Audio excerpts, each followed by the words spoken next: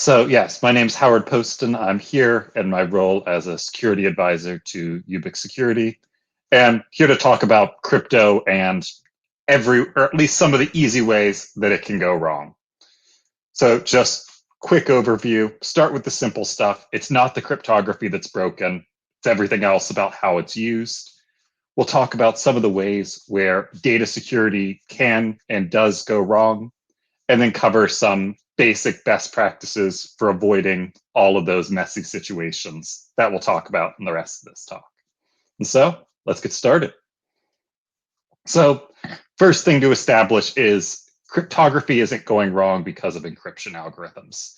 So as we know, data breaches have become pretty much a daily occurrence. So the best stat I was able to find was last year, there were over 1,000 data breaches in the United States alone. So average of a little less than 3 per day, hundreds of millions of exposed records, et cetera. And that's in one country.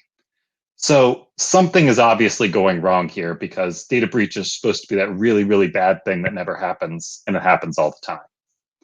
And so one important thing to keep in mind there is that if data is encrypted, it doesn't count as a data breach. If you have encrypted data and no encryption key, ask any regulator, they're going to tell you it's not reportable, not a problem, as long as you're sure that that key has not been exposed along with the data. So if all of our data was properly encrypted, doesn't matter that it's breached. Nobody can use it, nobody cares. And so just establishing that first fact of modern encryption algorithms are secure. If you're using AES or something like that, the reason why we still use them is because people have tried and tried for years to break them and nobody's pulled it off yet. So that's not our problem. It's not that we have some genius who's just breaking encryption algorithms left and right. Doesn't really matter that your data is encrypted. So what is actually going wrong? And so our problem isn't that those encryption algorithms are broken. The problem is something else goes wrong in that process of implementing encryption. And fixing that's really important for DevSecOps and development in general, because everyone's playing around with really sensitive and really valuable data. And we really don't want to have this data breach problem continue going on. And so some of the reasons why data encryption can fail are using the wrong tool for the job, messing up your implementation of encryption, or that secret key that's crucial to the security of the data, having something go wrong there. And so just talk a few points for each of these. So the first thing is using the wrong tool for the job. And just at a high level, we're not talking about, oh, should I use RSA versus AES? We're talking about there's a few different forms of encryption schemes you can use, and they're designed to protect against different attacks. For example, transport layer security, or TLS, that's for data in motion going from point A to point B. Before you send it at point A and after you receive it at point B, no protection whatsoever. In between, it's great. Outside of those, if you're talking data at rest or on being processed on a computer, does nothing for you. Another common scheme is full disk encryption. Now you'd think that's data at rest, we're covered here, but full disk encryption is really only designed to protect against physical theft of devices. Once you're logged into the device, the data is decrypted. And so if you've got an application that's been hacked, if you have someone that's stolen user account credentials and logged in, full disk encryption's not going to help you either. Database encryption has a similar problem. It protects the database as a whole, or if you're lucky, individual records, but there are a lot of people that have access to that data that don't really need to, database admins, et cetera. And then you have something more like application layer encryption, where you let the apps do the encrypting and deciding what they need for their particular use case. And so a lot of the time, choosing the wrong encryption scheme is one of the major things that goes wrong with encryption. If you're only using TLS or only using full disk encryption and trying to protect against somebody who's stolen your user's account credentials and logged in as them, it's not going to work. And so it's one of the ways that encryption goes wrong. And simple takeaway there is don't use the wrong scheme for your attack case. Second way where data security or data encryption goes wrong is if you mess up the cryptography. And cryptography is complicated.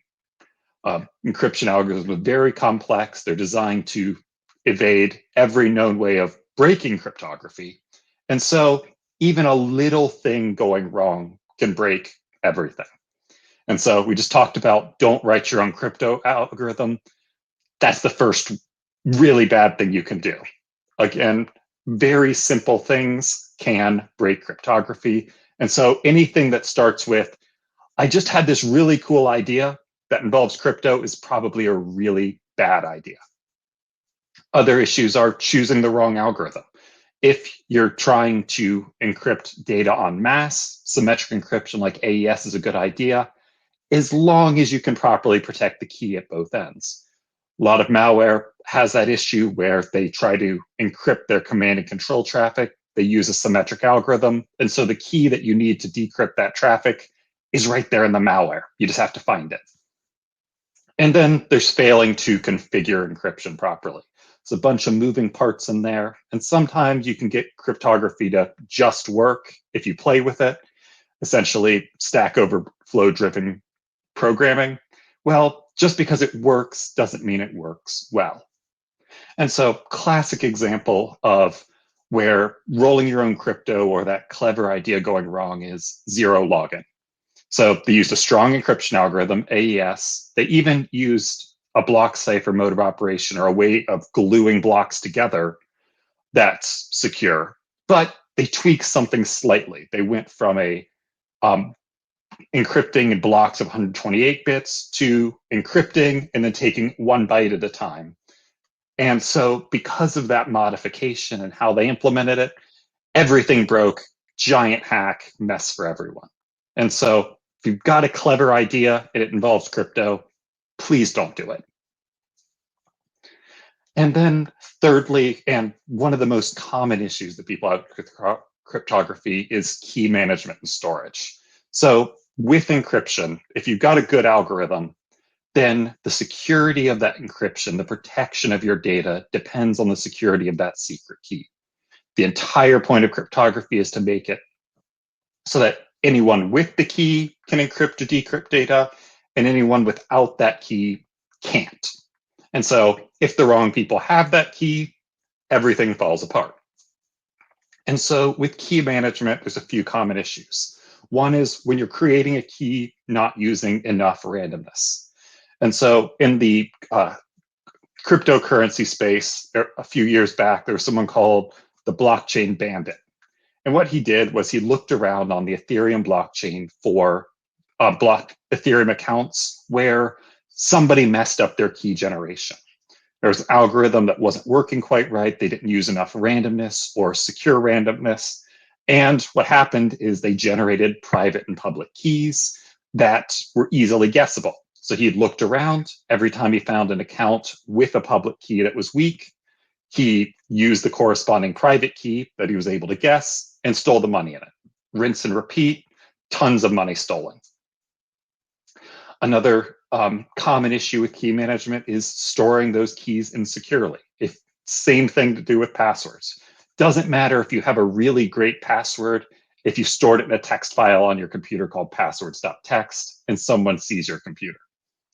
So got to make sure that in addition to encryption, you got to put those keys somewhere that no one else can find them.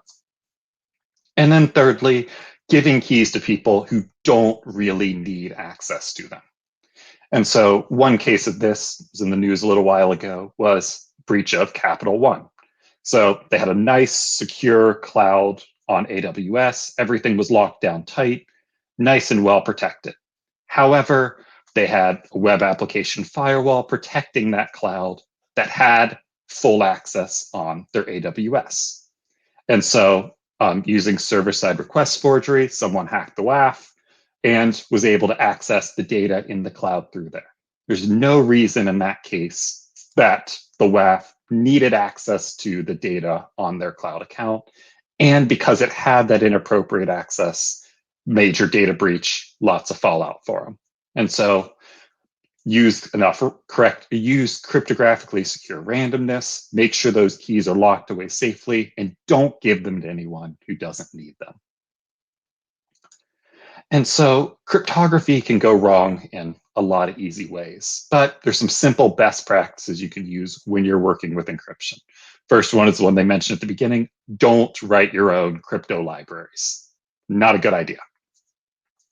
But focusing on the 3 points here, choose the right scheme for your attack model. So what are you trying to do with encryption?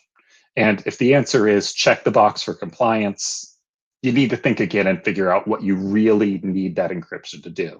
And choose an encryption scheme that's actually going to achieve that goal. Secondly, let the library do the heavy lifting whenever possible. Cryptography is complicated.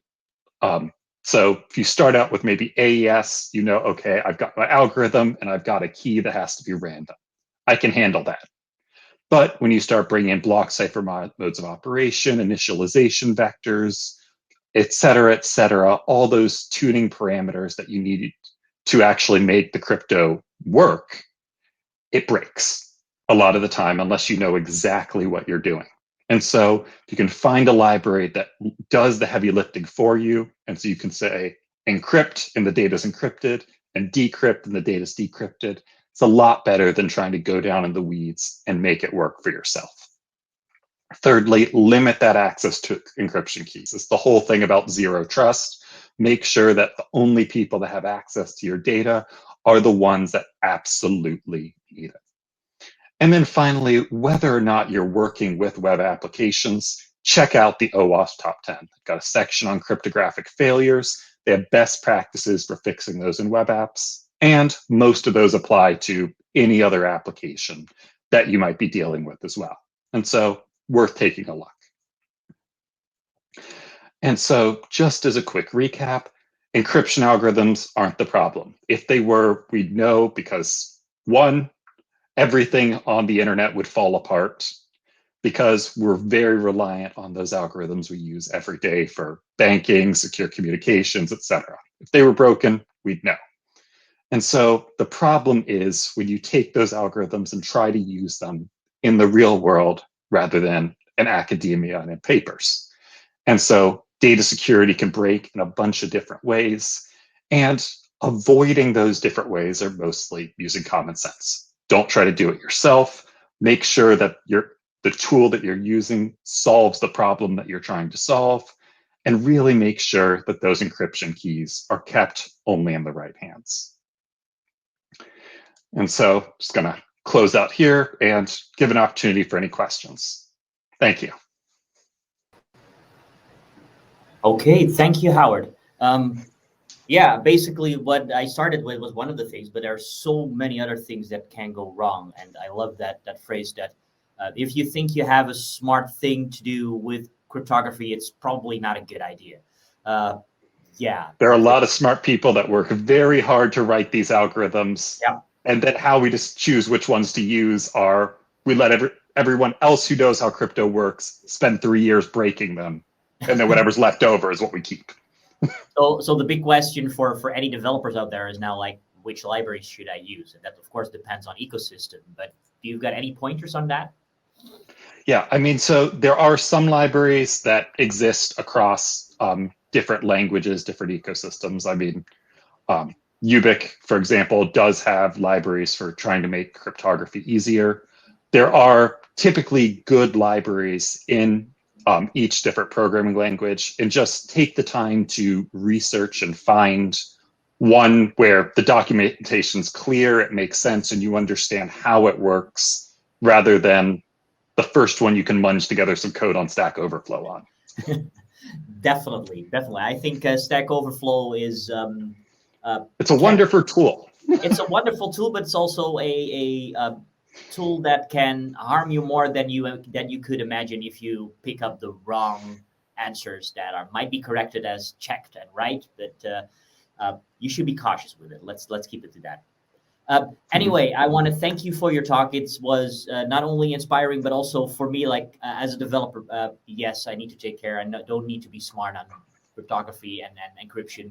Let's do the let's keep that to the people that have actually degrees in that kind of stuff. So thank you, Howard. And yeah, if you want to shout out to Howard, go into the Hopin platform and ask him any questions, or, well, in any other way that you can reach him. So again, thank you, and thanks for being here.